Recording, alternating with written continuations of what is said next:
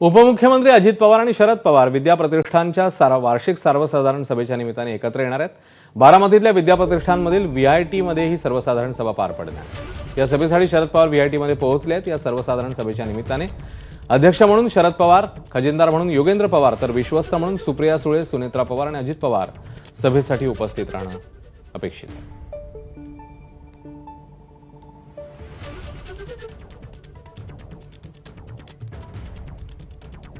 जयदीप भगत आपल्याला ताजे अपडेट्स देतील। जयदीप, पुन्हा एकदा काका पुतण्यांची भेट एकाच मंचावर।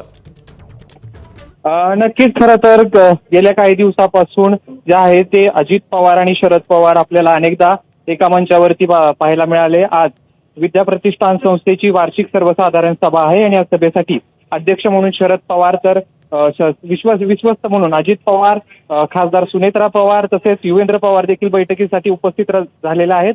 बारामतीतील विद्या प्रतिष्ठान या ठिकाणी आज विद्या प्रतिष्ठानचा खरं तर वर्धापन दिन आहे आणि वर्धापन दिन सकाळी झाला त्याला उपमुख्यमंत्री अजित पवार आले नव्हते। मात्र आता जी वार्षिक सर्वसाधारण बैठक जी आहे पार पडते आहे त्याला अजित पवारांनी हजेरी लावलेली आहे। तसेच शरद पवार अध्यक्ष म्हणून देखील या ठिकाणी आलेले आहेत। खरं तर सभेला सुरुवात झालेली आहे आणि त्याआधी शरद पवार, अजित पवार असतील किंवा खासदार सुनेत्रा पवार आणि योगेंद्र पवार तसेच इतर विश्वस्तांमध्ये बैठक झाली। आता या संस्थेच्या अनेक जे आहेत ते कॉलेजेस आहेत त्याचे प्राचार्य असतील आणि इतरांच्या जी आहे ती सभा पार पडते आहे।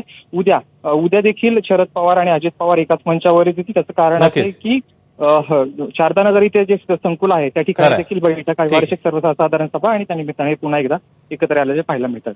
धन्यवाद जयदीप या सगळ्या माहितीबद्दल। यासोबत इकडे एक छोटासा ब्रेक, लगेच परत येतोय, पाहत राहा।